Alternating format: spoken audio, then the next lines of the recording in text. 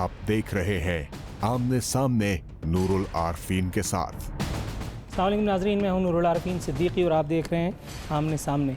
मुल्क की सियासी सूरत हाल में हिजान बढ़ता चला जा रहा है। निगरान वज़ीर आज़म कौन होगा, निगरान वज़ीर आला मुख्तलिफ़ सूबों के कौन कौन होंगे, इस बारे में स्पेकुलेशंस बढ़ती चली जा रही हैं। आसिफ अली ज़रदारी साहब ने इस असना में मियां नवाज़ शरीफ साहब की वफ़ादारियों पर सवाल उठा दिया। उन्होंने कहा है कि हम इस्टेब्लिशमेंट नहीं मुल्क के साथ हैं, नवाज़ शरीफ साहब क्लियर करें वो किधर हैं। साथ ही साथ इमरान खान साहब ने जो 1 करोड़ नौकरियों का ख्वाब दिखाया है पब्लिक को, इस हवाले से भी सवालात हैं कि आया ये ख्वाब ताबीर हो भी सकता है या नहीं। दूसरा, मियां नवाज़ शरीफ साहब ने असद दुर्रानी साहब की जो किताब है स्पाई क्रॉनिकल, उस हवाले से भी कौमी सलामती का इजलास बुलाने का मुतालबा किया है। इसी सूरत हाल पर बात करने के लिए आज हमारे साथ मौजूद हैं पाकिस्तान पीपल्स पार्टी से जनाब मुमताज़ जाखरानी साहब, राना अफजल साहब हमें ज्वाइन कर रहे हैं फैसलाबाद से, पाकिस्तान मुस्लिम लीग नून से इनका ताल्लुक़ है, और अंदलीब अब्बास साहिबा हमारे साथ मौजूद हैं, पाकिस्तान तहरीक इंसाफ की तर्जुमान। अपने तमाम मौजूद मेहमानों को प्रोग्राम में खुशामदीद कहते हुए जाखरानी साहब, सर आपसे गुफ्तगू का आगाज़ करूँगा। ये मुझे बताइए सर, क्या हम एक मरतबा फिर 90 की दहाई में चले गए हैं? आसिफ अली ज़रदारी साहब की नाराज़गी मियाँ साहब के हवाले से ख़त्म होने का नाम नहीं ले रही। पहले एक बयान, फिर दूसरा, और अब फिर इस्टेब्लिशमेंट के साथ न होने का बयान। ये सब क्या है? ये सूरत हाल कहाँ को लीड कर रही है? थैंक यू आरफिन साहब, अब बड़ा अच्छा आज आपने कोई टॉपिक रेज़ किया। जहाँ तक पाकिस्तान पीपल्स पार्टी का जो स्टैंड है, डे 1 से हम तो कहते हैं रिकन्सिलिएशन पे एतमाद करते हैं। हम तमाम इदारों को ऑन बोर्ड लेते हैं। जो हमारे पार्टी का शहीद मोहतरमा बेनज़ीर भुट्टो का जो पिछला जो NRO भी हुआ था, तो इसमें यही था कि जो पिछले जो गलतियाँ थे माजी में हम ना जाएँ, जो हम 90s 80s में जो हुआ करते थे, मगर मियाँ साहब ने वो चीज़ को दोबारा दोहराना शुरू कर दिया। देखिए आज तक मियाँ साहब किस जगह पे इस मुल्क को कहाँ ले जाना चाहते हैं। मैं तो मियाँ साहब से ये पूछना चाहता हूँ, मियाँ साहब खुद कहते हैं कि मुझे क्यों निकाला गया। मियाँ साहब खुद बताएं ना, तो उनका प्राइम मिनिस्टर भी उनका है, पंजाब में गवर्नमेंट भी उनका भाई बैठ के कर रहा है, और माशाल्लाह सारे प्रोजेक्ट का जो इनॉग्रेशन वो मियाँ साहब कर रहे हैं, और ख़ुद फिर भी वही कह रहे हैं कि मुझे क्यों निकाला गया। जहाँ तक बात है इस्टेब्लिशमेंट की बात जो कर रहे हैं, इस्टेब्लिशमेंट के बारे में, तो वो सबको पता है कौन इस्टेब्लिशमेंट के पैदावार हैं, कौन किसके गमले से आए हैं, कौन ज़ियाउल से के बाद फिर मुशर्रफ से उनकी सफ़र कहाँ तक शुरू हो गई है, वो तो लोगों को ज़्यादा पता है। तो वक्त आने तक अब इंशाल्लाह इलेक्शन करीब आ चुके हैं, तो वो आज इलेक्शन का भी शेड्यूल अनाउंस हो चुका है 2018 के 15 जुलाई। तो मैं कहता हूँ 25 जुलाई है 25। तो मैं तो यही कहता हूँ सबसे बेहतरीन जज जो वो होता है अवाम फैसला के पास जाएंगे। राना अफजल साहब, सर आपकी तरफ आते हुए ये पूछ रहा हूँ, ये मुझे बताइएगा कि ये इलेक्शन करीब आते जा रहे हैं, आपके ख्याल में मियाँ साहब के वो सवाल मुझे क्यों निकाला का जवाब, आपके ख्याल में पब्लिक अपनी सिंपैथी अपने वोट की सूरत में मियाँ साहब को, मियाँ साहब के चुनिंदा नुमाइंदगान को देगी? इस हवाले से आपकी जो उम्मीदें हैं किस हद तक वो बर आने की तमन्ना कर रहे हैं आप? देखें, बहुत हद तक ये इलेक्शन जो है जमहूरियत की मजबूती और जमहूरियत की बका के लिए होगा। पाकिस्तान के 18 वज़ीर आज़म अपना काम नहीं कर सके, अपना टेन्योर मुकम्मल नहीं कर सके। ये जंग उस सूरत को ख़त्म करने के लिए होगी कि अवाम जो मैंडेट देती है वो अवाम का मैंडेट पूरा हो। अब वो मैंडेट अवाम किसको देंगे, वो उनकी परफॉर्मेंस के ऊपर देंगे, और वो परफॉर्मेंस आज कैमरे की आंख सबको दिखा रही है कि किस जमात ने कहाँ पे क्या काम किया। सारे सूबों को अपने हिस्से के बराबर पैसे मिले हैं, और उनको बराबरी की सतह के ऊपर जो NFC अवार्ड है उसके मुताबिक पैसे मिले हैं, और उसके अंदर डेवलपमेंट हुई है। मरकज़ी हुकूमत का किरदार आप किसी भी साबका मरकज़ी हुकूमत के साथ कंपेयर कर सकते हैं। और आप देखें कि आज ये मई का महीना है, मई 2013 में जो मैक्सिमम बिजली सप्लाई हुई थी वो 13,000 मेगावाट थी। आज इस मई के महीने में जो पीक डिमांड हम इस वक्त तक कर चुके हैं वो 18,000 मेगावाट है। तो 5,000 मेगावाट बिजली बढ़ गई है, और 5-6 बिजली घर जो पुराने थे वो बंद हो चुके हैं। कोई 11,000 मेगावाट हमने शामिल की है। अगर हमारी हुकूमत ना आई होती तो पाकिस्तान पत्थर के ज़माने में चला जाता। तो हम दूसरों को कुछ नहीं कहते, उन्होंने अच्छा काम किया होगा, लेकिन ये अवाम देख लें कि किसने काम किया। ये एक बात की है, दहशत गर्दी के ऊपर यही फ़ौज थी, यही सियासी हुकूमतें थीं, हमने उस दहशत गर्दी का मुकाबला किया, हमने कराची की रोशनियाँ बहाल की, हमने पाकिस्तान से दहशत गर्दी के ऊपर जंग की, और पाकिस्तान की मईशत को भी सहारा दिया। अब ये हमारे ऊपर इल्ज़ाम लगाते हैं जी कर्ज़े बढ़ गए, ये हो गया वो हो गया।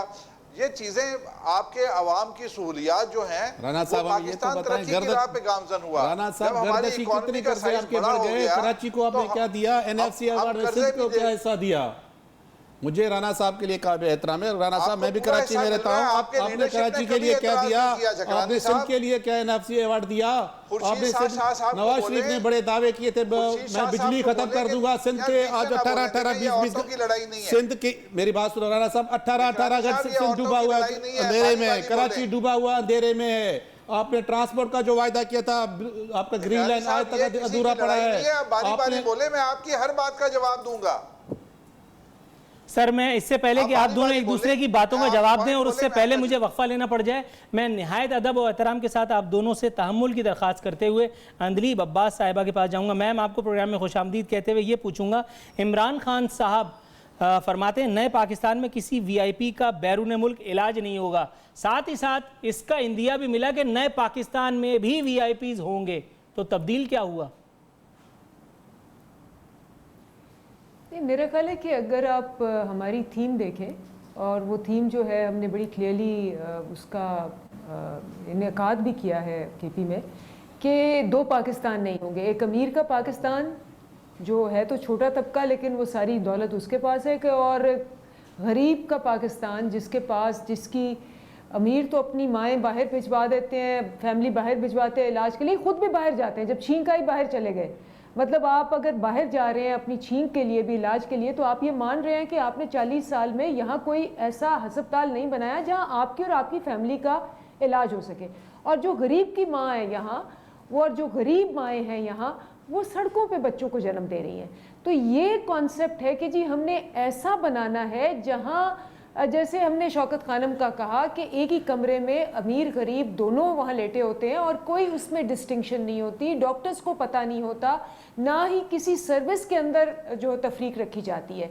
ये पाकिस्तान को हमने बनाना है वीआईपीज़ का पाकिस्तान, यानी यहाँ की अवाम वीआईपी हो।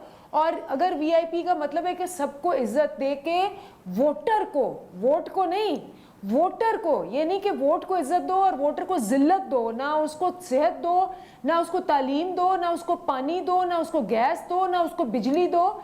ये सारी जो है बेसिक कम्युनिटीज से लेके जो सहूलियात हैं, जो उसका हक है, ये हमने उसको दिलवाना है।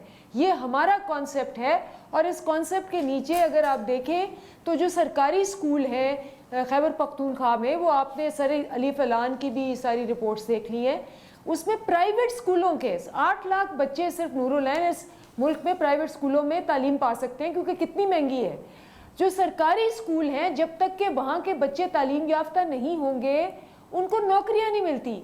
जब नौकरियाँ नहीं मिलती तो आपका ये जो बेशुमार गुर्बत की लाइन से नीचे आता हुआ एक अवाम का समुंदर है, उसके बाद यहाँ अल्लाह माफ़ी दे ये क्राइम्स में हो जाते हैं, या ये फिर बदला लेने पे आ जाते हैं, या सुसाइड बॉम्बर्स बन जाते हैं, या मेंटली डिसेबल हो जाते हैं। तो ये जितना क्राइम रेट है आजकल, खुदकुशियाँ हो रही हैं, बच्चों को मारा जा रहा है गुर्बत की वजह से, ये सारा जो है, ये अगर आपने इस तफरीक को मिटाया ना, तो पाकिस्तान के अंदर ये सिक्योरिटी, मैडम आपने इतनी खराबियां मुझे गिनवा दी हैं, आप यकीन कीजिए मुझे कोफ्त होने लगी, पता नहीं मैं कहाँ रह रहा हूँ, इतनी सारी खराबियां आपने मुझे बता दी, अल्लाह माफ़ करे। अच्छा, राना साहब भी मुस्कुरा पड़े। मुमताज़ जाकरानी साहब, सर ये मुझे बताइएगा, आपको भी सूरत हाल इतनी ही मुकद्दर, इतनी ही नाकाबिले बर्दाश्त और इतनी ही तकलीफदेह लगती है? और दूसरा उससे भी इम्पोर्टेंट सवाल, मियाँ साहब डबल गेम खेलते हैं और आज भी खेल रहे हैं, ये इंकशाफ फरमाया आसिफ अली जरदारी साहब ने। आसिफ अली जरदारी जिनके बारे में कहा जाता था कि वो सबसे भारी हैं, तो अगर किसी ने उनके साथ डबल गेम खेली, इट मीन्स कि मियाँ साहब उनसे ज़्यादा भारी निकले, आसिफ अली जरदारी साहब नहीं। इस तब्दीली को आप कैसे देखते हैं? देखें, जहाँ तक बात है मियाँ साहब की, आज मुझे अफसोस से कहना पड़ता है कि मियाँ साहब कह रहा है कि मैं अपनी बेटी को कटहरे में देखकर मुझे आंखें आंसू रो रहे हैं। मैं मियाँ साहब से ये पूछना चाहता हूँ, मियाँ साहब आपने शहीद मोहतरमा बेनज़ीर भुट्टो को, एक हेयरिंग कराची में हुआ करता था, दूसरी हेयरिंग लाहौर में और तीसरी इस्लामाबाद पिंडी में, क्या शहीद मोहतरमा बेनज़ीर भुट्टो वो किसी की बेटी नहीं थी? क्या वो किसी की बहन नहीं थी? वो किसी की मतलब माँ नहीं थी? क्या वो किसी पार्टी की लीडरशिप नहीं थी? उस वक्त उस चीज़ को तो कहा सोचा नहीं जा जाता। मगर आज सब मियाँ साहब फरमा रहे हैं कि मुझे निकाला गया, मेरे निकालने से पूरा पाकिस्तान का जो क्लोप्स हो रहा है कि मेरी निकालने की वजह से लॉस हो रहा है। मियाँ साहब मुझे बताएं, जब आपकी बनाया हुआ प्राइम मिनिस्टर शाहिद खाकान अब्बासी, फिर वो क्यों बैठे हुए हैं? आपका भाई तो डे बाय डे इनोग्रेशन करता जाए, कभी ऑरेंज लाइन का, कभी मेट्रो ट्रेन का, जो इसी तरह के जो मियाँ साहब, अच्छा जो मियाँ साहब जो सर आपकी बात को काटने की गुस्ताखी कर रहा हूँ। ऑरेंज लाइन के आने का टाइम हो गया, यहाँ वक्त हुआ एक मुख्तसर सी कमर्शियल ब्रेक का। नाजरीन कमर्शियल बाद वापस आएंगे तो अपनी हिफाजत को यकीनी बनाते हुए ट्रेन से बचते बचाते बकिया गुफ्तगू का आगाज़ करेंगे।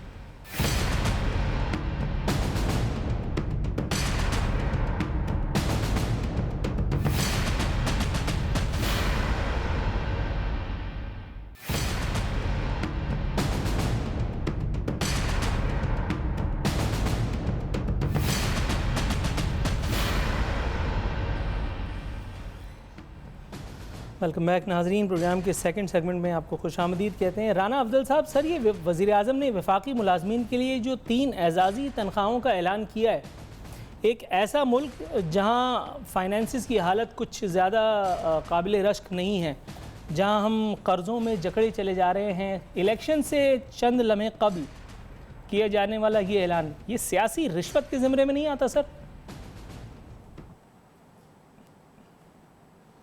देखें 5 साल के बाद हमारी हुकूमत जा रही है और हमने अगर उनको इस ईद के ऊपर और ऐसे वक्त में अगर हमने रमज़ान शरीफ में उनको बोनस दिया है तो ठीक है, उनकी कारकर्दगी उनकी मेहनत है। और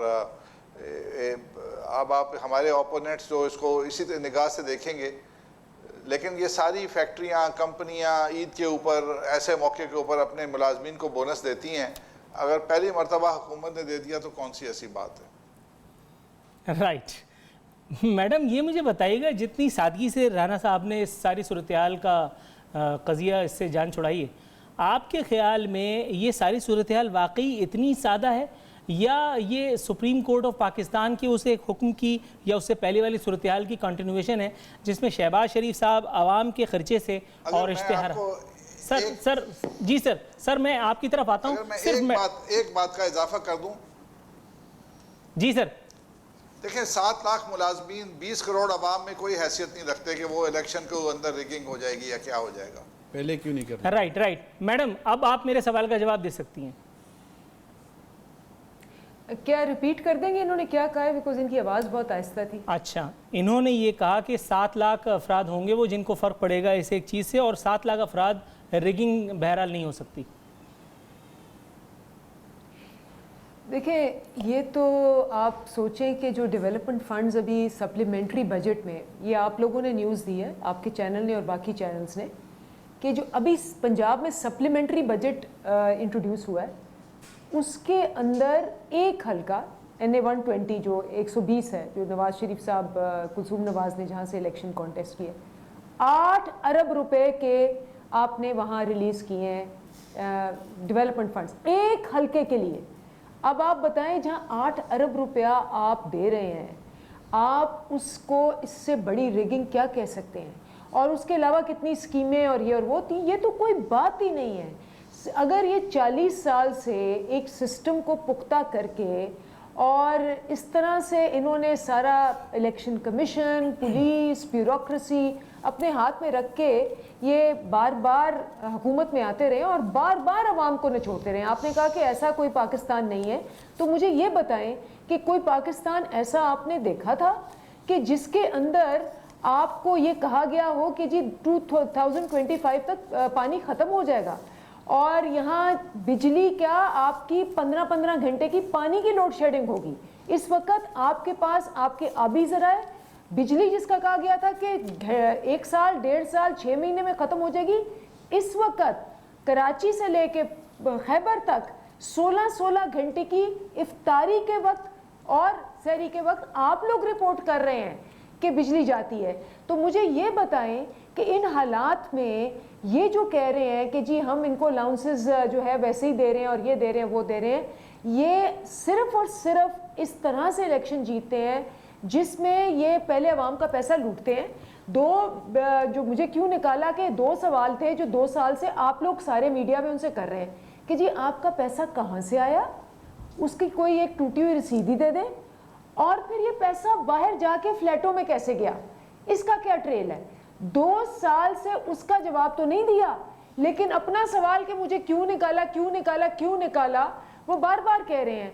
और अब उनकी ये मुसीबत उनको ये पड़ गई है कि अगर इस दफ़ा इस सिस्टम को जो उन्होंने इस वक्त बेबहा पैसा निकाल के, जिसको कहते हैं अब हलकों में रोड़ रहे हैं कि किसी तरह इनको वोट मिल जाए, वो ना चला, तो फिर ये जो 2 सवाल इन्होंने पहले किए हैं नवाज शरीफ से, वो शहबाज शरीफ को भी होंगे, वो तलाल चौधरी को भी होंगे, वो जिसको कहते हैं दानियाल को भी होंगे।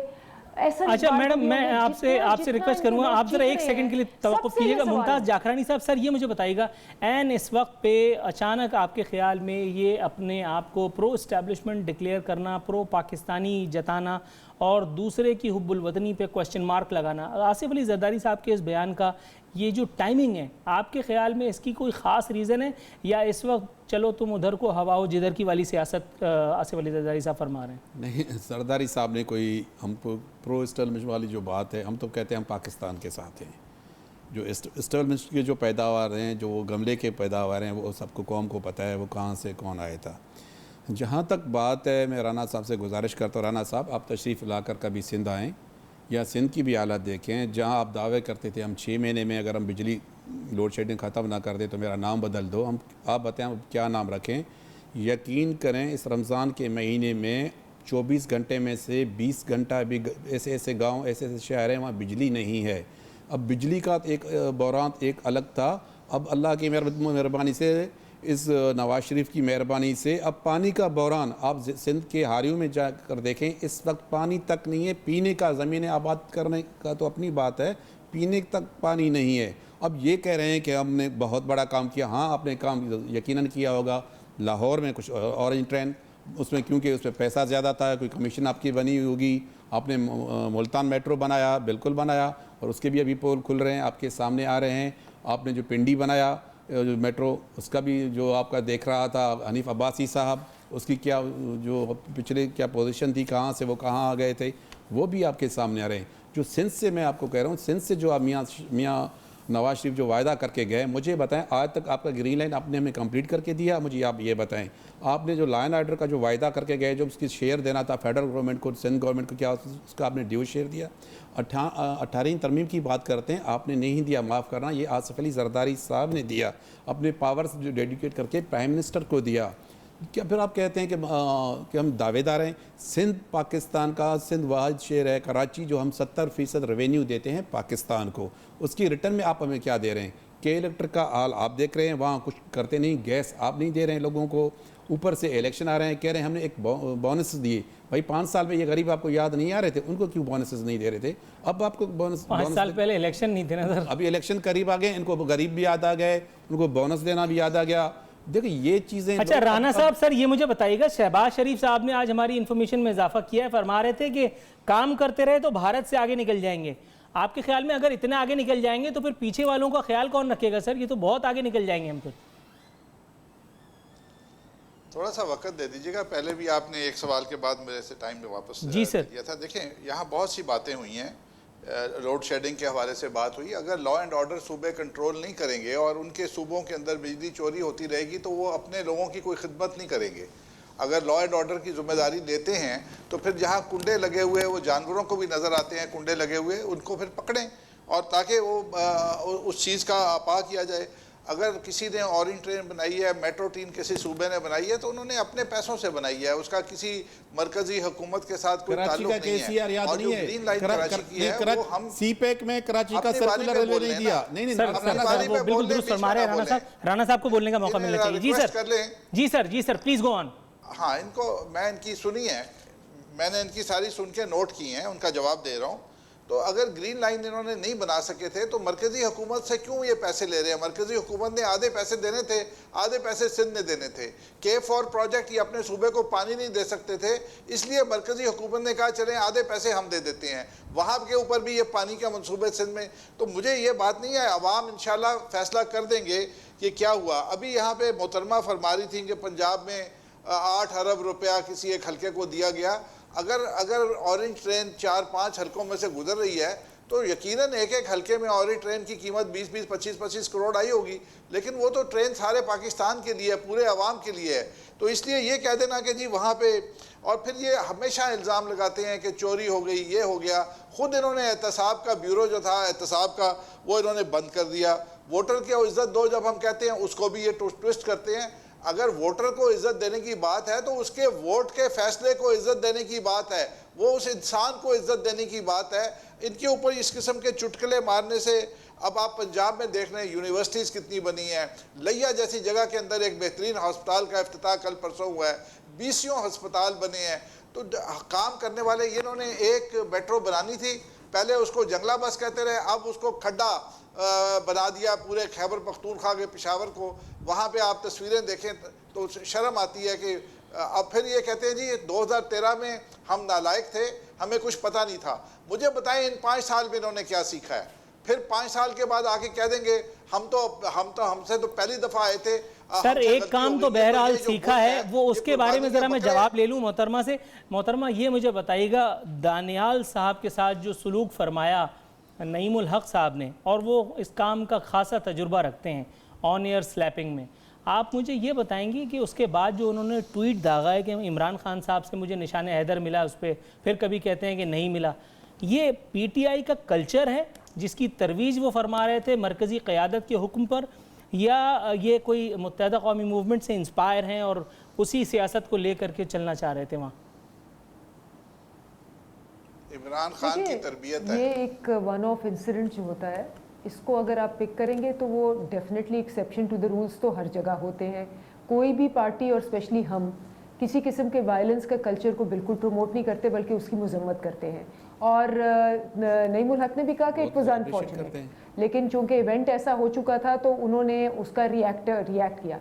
लेकिन जहाँ तक दानियाल का ताल्लुक है, मेरी बात सुने आप, चलें ये तो 2 पार्टीज़ की आपस में वहाँ हो गई।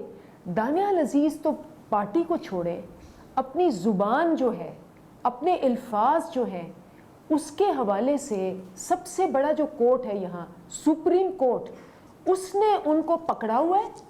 उन्होंने कहा है कि जिस किस्म की आप लैंग्वेज यूज़ करते हैं और जिस किस्म के आप हैं, आप इस पार्लियामेंट में रहने के काबिल नहीं हैं। उन पे कंटेम्प्ट लगा हुआ है उनकी लैंग्वेज की वजह से, और हो सकता है कि वो इसी अल्फाज की वजह से डिस्क्वालीफाई हो जाए कि आप रिप्रेजेंट करें। तो आप देखें, एक आदमी जिसको हाईएस्ट अगर कोर्ट ने इस तरह की सूरत-ए-हाल है भी मोहतरमा, मैं बहुत इंकिसारी, बहुत इज्जत के साथ एक छोटी सी बात ऐड करना चाहूँगा।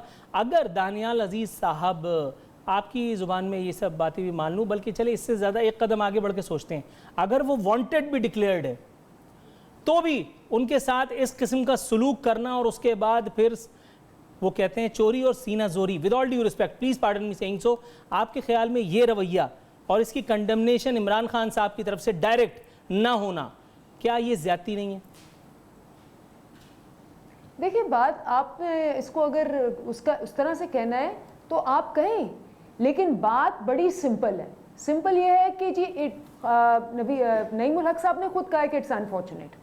अनफॉर्चुनेट का मतलब ये है कि ये ऐसे नहीं होना चाहिए था, इसको हम नहीं चाहते कि ऐसे हो। और आप कह रहे हैं ये बार बार होता है, मेरा ख्याल है कि ऐसा इंसिडेंट इक्का दुक्का होता है। ये कोई हर टॉक शो में 10 दफ़ा हम लोग इकट्ठे आते हैं, लेकिन कभी ऐसे नहीं होता। लेकिन अगर एक दफ़ा ये हुआ है तो ये दोबारा नहीं होना चाहिए, इसमें कोई डाउट नहीं है। लेकिन हैविंग सेड दैट, अगर आपकी ज़ुबान और आपके अल्फाज, आपने जजेस of this country have forced you कि आपकी जुबान की वजह से शायद आपको हमेशा के लिए डिस्क्वालीफाई कर दिया जाए। Got your point madam. यहाँ वक्त हुआ प्रोग्राम में एक मुख्तसर सी कमर्शियल ब्रेक का। ब्रेक के बाद तो अपनी गुफ्तगू के बकिया हिस्सों का अहाता करेंगे। यहाँ वक्त हुआ है कमर्शियल ब्रेक का।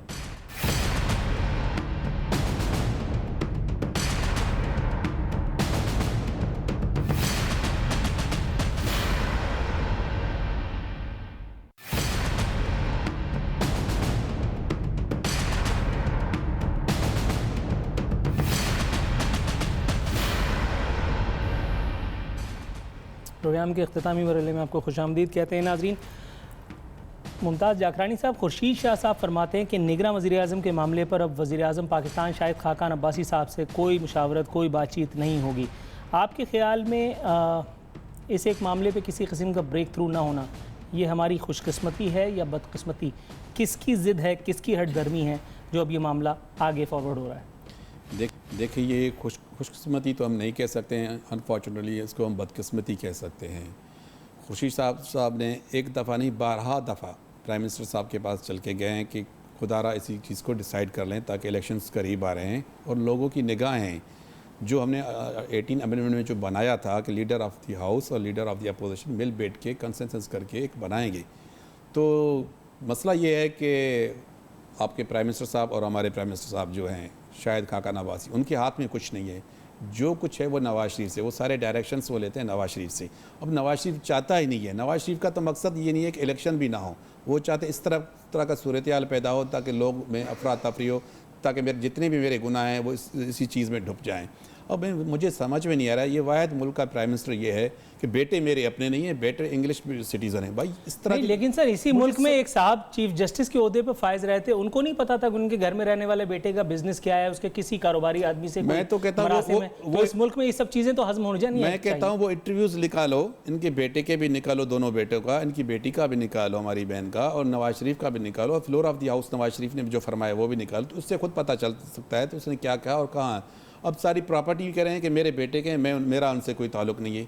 भाई फिर आप इस मुल्क के प्राइम मिनिस्टर हैं, आपके बेटे नेशनल, आपके वो ब्रिटिश सिटीज़न हैं, यहाँ से पैसे वो कैसे लेके गए, कहाँ से उन्होंने कमाया, या वो पैदाइशी वहाँ से ब्रिटिश में वहाँ से इतना। सर आपने पैसों की बात की है तो एक नाम मेरे जहन में आ रहा है, मैं राना अफजल साहब से पूछ लूँ।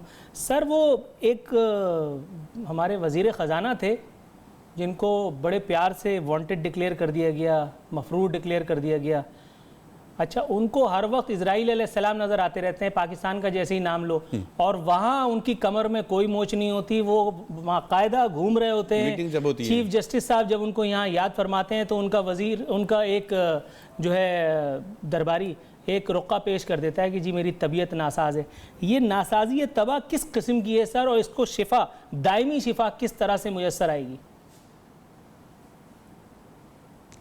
देखें, वो तो एक बड़े कमज़ोर से सिविलियन आदमी थे। यहाँ तो जो एक कमांडो था, वो उसकी कमर दर्द अभी तक ठीक नहीं हुई।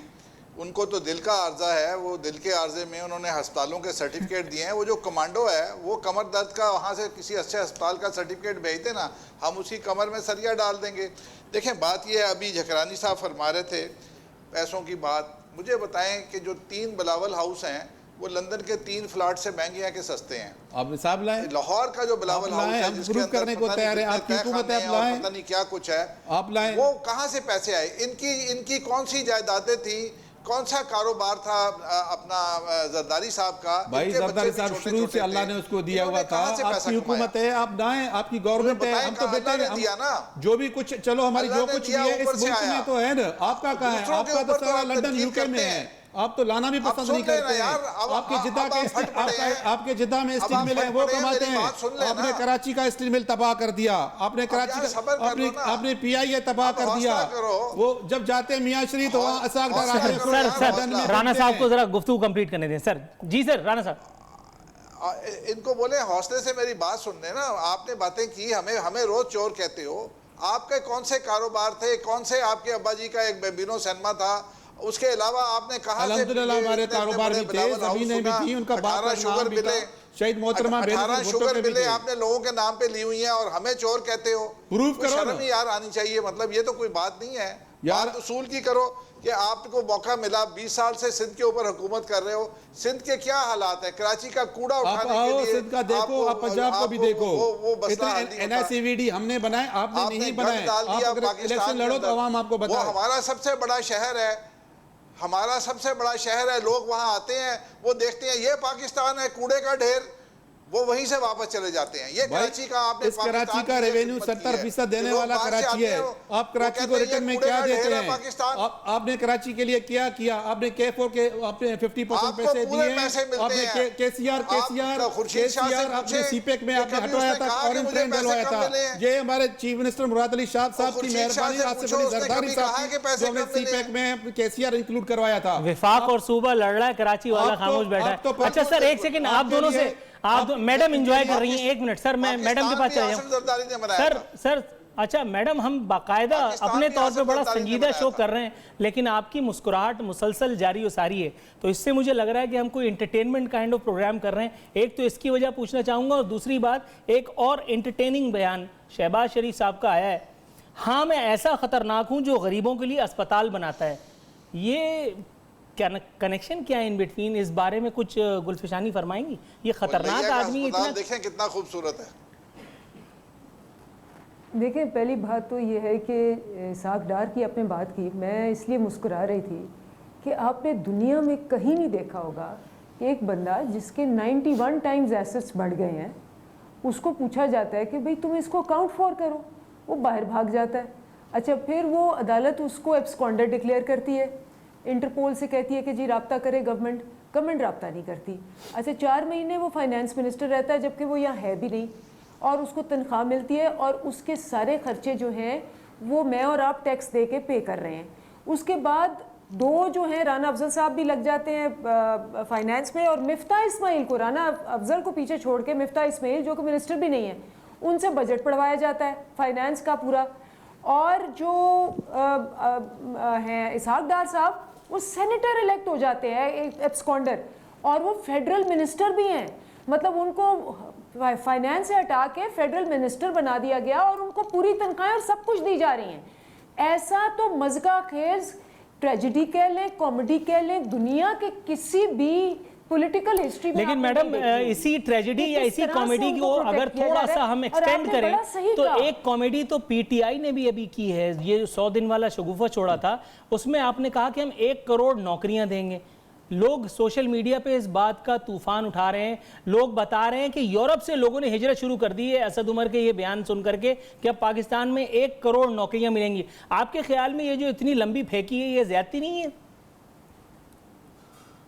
ये नूरुल ऐन सर, आप मुझे बोलने, नूरुल आरफीन मैडम, पहली बात तो ये है, जी मैं बिल्कुल आपको बता रही हूँ कि चूंकि बेचारी अवाम ने और सारे एनालिस्ट ने यहाँ 40 साल झूठों के साथ गुजारी है, जिन्होंने कि नौकरियाँ ख़त्म की है, उनको लगता है कि 1 करोड़ नौकरी बड़ी सिंपल है। हमने अनाउंस किया है, आप इसकी मैथ्स देख लें कि हमने 55 लाख घर बनाने 5 सालों में, ठीक है ना? तो अगर आप 1 करोड़ नौकरियाँ देखें तो 20 लाख नौकरियाँ पर ईयर। अगर आप इन घरों में 2-2 बंदों को भी नौकरियां दे देंगे ना इनको बनाने के लिए, तो वो 1 करोड़ बन जाएंगे। ठीक, तो इतनी कोई मैथ्स और नहीं है। हाँ, अगर हमने आहत चीमा जैसा बंदा रखा और हमने फुआद जैसे बंदे रखे जो अपने रिश्तेदारों को 302 कनाल, अपनी बहनों को, भाइयों को सब लूट के देंगे, तो फिर तो वाकई 40 साल में नौकरियां डिस्ट्रॉय हुई हैं, फिर नहीं होंगी। लेकिन अगर हमने सही बंदे लगा दिए और आपने, अच्छा मैडम ये एक सेकंड, मैं आपकी बात को काटने की जिसारत कर रहा हूँ प्लीज मैडम, मैं आपकी बात को कतई कलामी करने की जिसारत कर रहा हूँ। सर मुमताज जाकरानी साहब, ये मुझे बताइए, एक आदमी जिसने कई पार्टियों का पानी पिया है, कई घाट का पानी पिया है, वो आखिर में अपने तमाम कारनामे अंजाम देने के बाद और फिर पीटीआई में शामिल हो जाता है, जो पीपल्स पार्टी का ना हो सका, जो नून लीग का ना हो सका, जो काफ लीग का ना हो सका, आपके ख्याल में वो कितने दिन पीटीआई का होगा? देखिए आरफीन साहब, बड़ी अफसोस से कहना पड़ता है कि अब इनके लेफ्ट में भी देखें जो प्रेस कॉन्फ्रेंस कर रहे हैं खान साहब, अब राइट में देखें, ये नया पाकिस्तान है। जो हमसे चला जाता है, जो केसेस थे उन पे इनके पास जाते हैं, वो पन्नी गाला में को लॉन्ड्री लगी हुई है कि तो उसको हम ड्राई क्लीन करते हैं, वो फरिश्ता बन जाता है। जो राइट पे बैठे हुए हैं, कोई भगोड़ा होगा नून का, वो ड्राई क्लीन हो जाता है। अब इनको लेके जाएंगे, ये इनका एजेंडा है, ये बनाएगा नया पाकिस्तान। अच्छा, एजेंडा जहांगीर तरीन एटीएम मशीन साहब, वो हमारे एग्रीकल्चर के बारे में बता रहा है। और तुम खुद भाई ना लो, तुम क्या ये एजेंडा ये इनका प्री पोल लीगिंग 100 दिन का एक बताना, लोगों को में एक माइंड बनाना, कभी अभी हमारी गवर्नमेंट आने वाली है, हम लोगों को इस तरह की ये फैसिलिटीज़ देंगे। जहाँ तक नौकरी की बात है, मेरी बहन ये तो बताएं, क्योंकि ये मेरी बहन पुरानी सीनियर कारकुन रह चुकी हैं, मैं जानता हूँ, मगर जो इनसे जो पुराने हैं मालिक, तो वो बन के स्याह सफ़ेद इमरान खान को लेफ्ट राइट वो करें, तो ये मुझे ये बताएं कि इन लोगों ने अब तक 5 साल में कितनी नौकरियां दी? चलो 1 करोड़ को छोड़ो, आप 5 साल में कितनी दी? मुझे केपी में तो ये बताएं, सिर्फ ये बताएं केपी में आपने 5 साल में कितनी नौकरियां दी? जो 100 दिन का एजेंडा हमें बता रहे हैं, लोगों को पागल कर रहे हैं। आपने 90 दिन का जो वायदा किया था केपी में, उसमें क्या ये आपको लगता है लोगों को पागल कर रहे हैं? लोग तो इस सियासत को देख करके ऑलरेडी पागल हैं सर। ये तो आप सिर्फ मतलब रस्मी कार्रवाई कर रहे हैं। दूसरी अफसोस अपने तमाम मेहमानों को, मौजूद मेहमानों को उनकी शिरकत पर खुशा सर सर असल में मुझे अफसोस से कहना पड़ता है जो दानियाल अजीज के साथ हुआ है, हम उसकी मजम्मत करते हैं। देखें ये, और दूसरी बड़ी अफसोस से ज्यादा ये होता है कि इमरान साहब उसको अप्रिशिएट करते हैं। बिल्कुल सर, इस मौजूद पर बात हो चुकी है। नाज़रीन, यहाँ वक्त प्रोग्राम में अपनी गुफ्तगू को समेटने का अपने तमाम मेहमानों का मैं इस प्रोग्राम में शिरकत पर मशकूर हूँ कि उन्होंने मुझे कम से कम बोलने पर मजबूर किए रखा। इसी के साथ नूरुल आरफीन सिद्दीकी और आमने सामने की टीम को इजाज़त दीजिए। फ़ी अमान अल्लाह।